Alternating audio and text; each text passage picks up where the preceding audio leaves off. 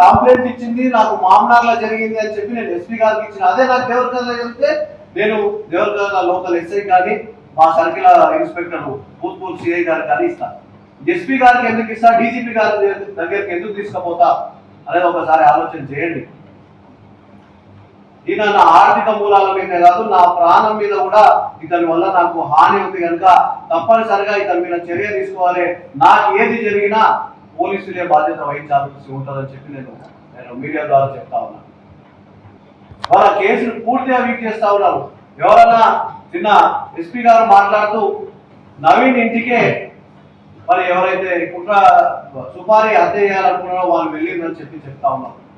ఎవరన్నా సంతలో మనిషిగా ఏమన్నా అట్లా వెళ్ళి మేము ఇతన్ని చంపుతామని అడగడానికి ఈ విధమైనటువంటి ఒత్తిడి చేసి చిల్లర కేసుగా చూపించాలనే ప్రయత్నం చేస్తుందని చెప్పి నేను చెప్తా ఉన్నా.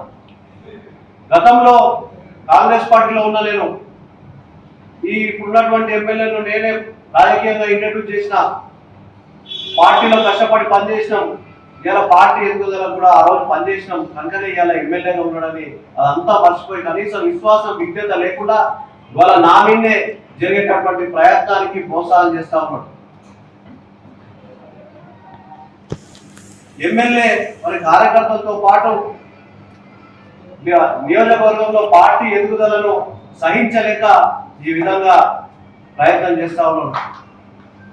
ఇలా నాకు కేసు పూర్తిగా పారదర్శకంగా లేదు, దీనిలో నిజాలు బయటికి రావడం లేదు కనుకనే నేను మళ్ళా ప్రెస్ మీట్ ద్వారా పోలీసుల్ని కోరుతా ఉన్నా.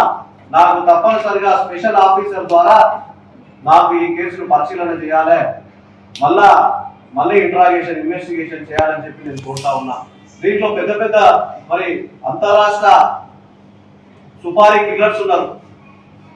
వాళ్ళు తిమ్మసానిపల్లి ఫంక్షన్ లో మరి 10-15 రోజుల్లో పెద్ద ఎత్తున సంచలనం చేయబోతా ఉన్నానని అని నా మీద మాట్లాడుతున్నటువంటి పరిస్థితులన్నీ కూడా నాకు ఇన్ఫర్మేషన్ ఉంది. నేను ఇచ్చినా కూడా పోలీసు కానీ ఎక్కడ వాటిని పరిధిలోకి తీసుకోవడం లేదు.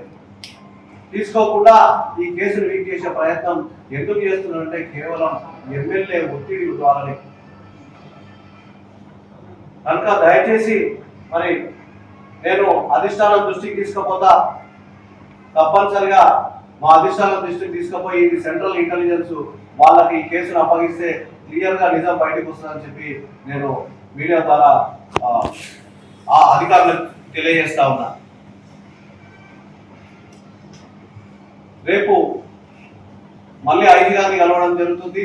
మా ఎంపీ గారు కూడా మీరు జరిగినటువంటి ప్రెస్ మీట్ ఏదైతే ఉందో వాటిని వివరించడం జరిగింది. అన్నమ్మ గారు కూడా చెప్పినారు దీంట్లో ఈ కేసులో అనుమానం వ్యక్తం చేస్తూ ఈ కేసు సరిగ్గా మరి ఇంట్రాగేషన్ చేయలేదు, ఇన్వెస్టిగేషన్ చేయలేదు కనుక మళ్ళీ ఐజీ గారిని డీజీపీ గారిని మళ్ళీ కూడా కలుపుతామని చెప్పి ఎస్పీ గారికి నేను మాట్లాడుతున్నామా అని చెప్పి చెప్పడం జరిగిందని నేను మీడియా ద్వారా తెలియజేస్తాను. మిమ్మల్ని టార్గెట్ చేసిన విషయం మీరు ఎట్లా కనిపెట్టగలిగారు? అందులోని ఇప్పుడు ప్రత్యేకంగా ఎమ్మెల్యేని మీరు ఆరోపణ చేస్తున్నారు, ఏదైనా స్పెసిఫిక్ రీజన్ ఉందా? జరుగుతున్నటువంటి పరిస్థితులు నేను జిల్లా కోర్టుకు అటెండ్ అవుతున్నటువంటి సమయంలో నా చుట్టూ జరిగేటటువంటి కొత్త వ్యక్తుల అని పరిశీలన చేస్తే కొత్త కనిపిస్తా ఉన్నాను. మీరు ఏదో నా మీద ఏదో చేయాలని ఒక ఆలోచనతో ఉన్నారని నేను పోలీసుని ఆశ్రయించినప్పుడు వాళ్ళు బేసిక్ ఒక ఇన్ఫర్మేషన్ ద్వారా ఇదంతా బయటకు వచ్చింది. రికార్డులన్నీ కూడా బయటకు వచ్చినాయి. ఇవేదో మేము ఇది చేసినాము, ఇంకోటి మేము క్రియేట్ చేసినాము, మేము ఇవన్నీ క్రియేట్ చేసినాము, లైసెన్స్ వెపన్ లైసెన్స్ కోసము, సెక్యూరిటీ కోసం అని చెప్పి వాళ్ళ అంచెల ద్వారా కూడా సోషల్ మీడియాలో చెప్పడం, బయట ప్రచారం చేయడం చేస్తారు. నిజంగా కూడా నేను అట్లా కోరుకుంటే నిజంగా కూడా ఒక కంటెస్టెడ్ క్యాండిడేట్ గా నాకు ఉన్నటువంటి కేసులు ఇవన్నీ చూపించి కూడా నేను లైసెన్స్ ఒరిజినల్ గా నేను అప్లికేషన్ పెట్టుకుంటుంటే అటువంటి ఆలోచనే లేదు. ఇప్పుడు కూడా నాకు ఇచ్చినా సరే ఇవ్వకున్నా సరే నాకు భద్రత కల్పించమని కోరుతా ఉన్నా కానీ నాకు సెక్యూరిటీ ఇవ్వండి, ఇటువంటి అరాచక శక్తులను అరికట్టమని చెప్తున్నా కానీ నాకు ఇవ్వండి అనే ఒక ఆలోచన నాకు లేదు. దాంతోనే ఈ ఎమ్మెల్యేకు ఈ కేసుకు సంబంధం లేనప్పుడు ఎమ్మెల్యే ఒత్తిడి ఎందుకు జరుగుతుంది, భూత్పూర్ పోలీస్ స్టేషన్కి ఎందుకు పోతుంది మీరే చెప్పండి. జరిగినటువంటి ప్రిన్సెస్ మామనార్లో జరిగింది, మామనార్ పోలీస్ చేయాలి, లేదంటే ఎస్పీ గారికి కంప్లైంట్ ఇచ్చినా ఎస్పీ గారి టీం ఈ కేసును పరిశీలన చేయాలి. భూత్పూర్కి ఎందుకు పోతుంది, అక్కడ అధికారుల మీద ఒత్తిడి ఎందుకు చేస్తారు?